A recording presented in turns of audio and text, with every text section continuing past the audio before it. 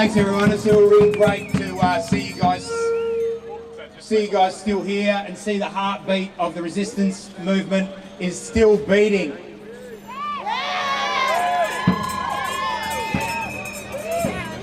Now, during the pandemic, when I was sitting at home and I had to sit at home for month on end, and then finally I said, this is enough.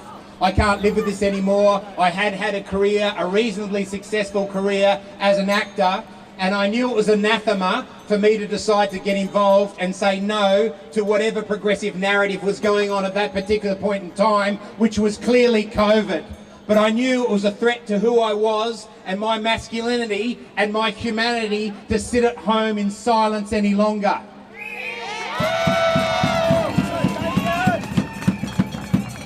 So I joined the protest movement. And my God, it felt good. It felt so good to join with you people in unison and in one. And to fight back against the inhuman processes that were being forced upon us. Staying apart keeps us together, or whatever crap that was. Well, I tell you what it really is. Staying together tears them apart. And that's what we're doing. Now, I had no intentions at that particular point in time when I finally decided to make a speech at the steps of Parliament, knowing full well it would be the death knell perhaps to my acting career, because to be an actor or be inside any institutions these days, you have to be a propagandist for globalism. And you have to lie to yourself if you cannot accept that truth. Well, it is a truth. It is a reality. So what do we do instead? And that's why I went, okay, there's a federal election.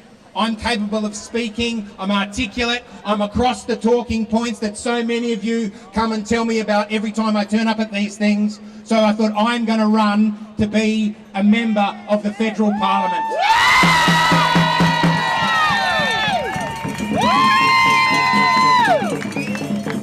And we hear from the common law groups and the common law groups to say that the system is so corrupt that you shouldn't participate in the system at all, because that's only to encourage it. I don't think we're at that point of revolution. And what I would say, if you encourage people not to vote at this upcoming federal election, all you will be doing is encouraging more of the same from the majors, because their supporters will still be voting for them. Those people who choose not to vote will not be voting for an independent voice. And everyone says this political system is corrupt. But they also say, did you hear the speech from Alex Antich? Did you hear the speech from George Christensen? Did you hear the speech from Malcolm Roberts? Clearly people are getting hope from the political system and hearing their voice represented back to them. But all of those voices are either from New South Wales, Queensland, and as I mentioned, one notable exception in South Australia. There's 227 federal parliamentarians. 7 of them are openly out questioning the narrative. Not one of them is a Victorian. How is that even possible when we face the most draconian lockdowns out of any state? And we also had the biggest protest movement of any state. How proud did it make us all feel late last year when 4 weekends in a row there was 500,000 people gathered on the steps of this parliament demanding justice from a system that wouldn't listen to them. So my call to you people is, let's make a change for the better. Let's make a change for difference, and let's install a Victorian in the federal parliament who's against this aggressive, progressive narrative of globalism.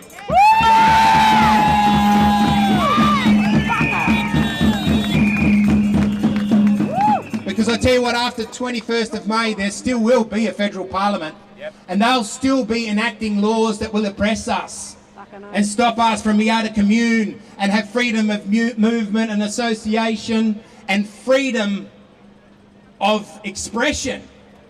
How can you identify the problem if you're not even allowed to talk about it?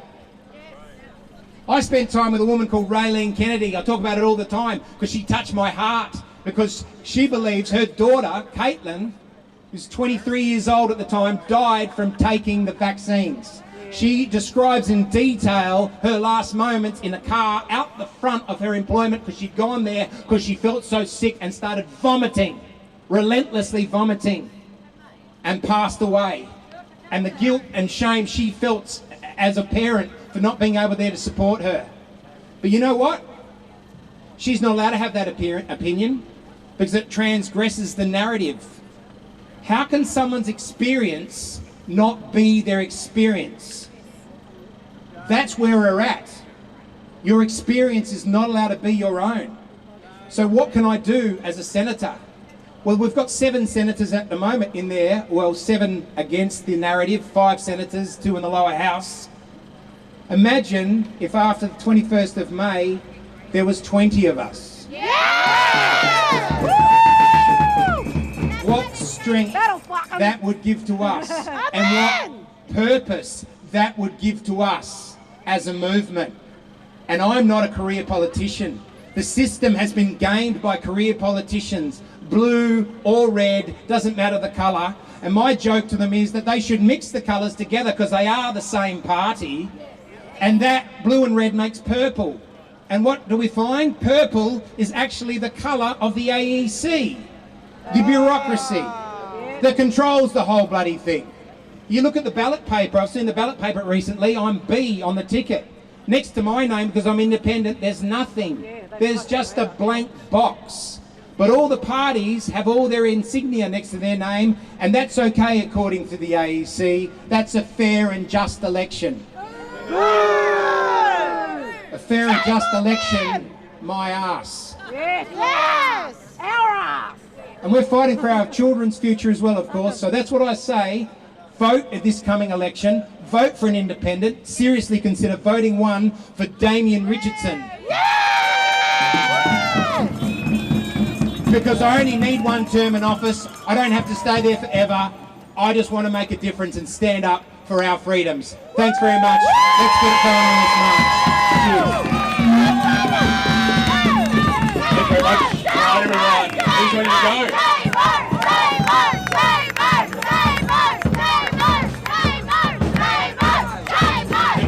all the banners up the front. Thank you.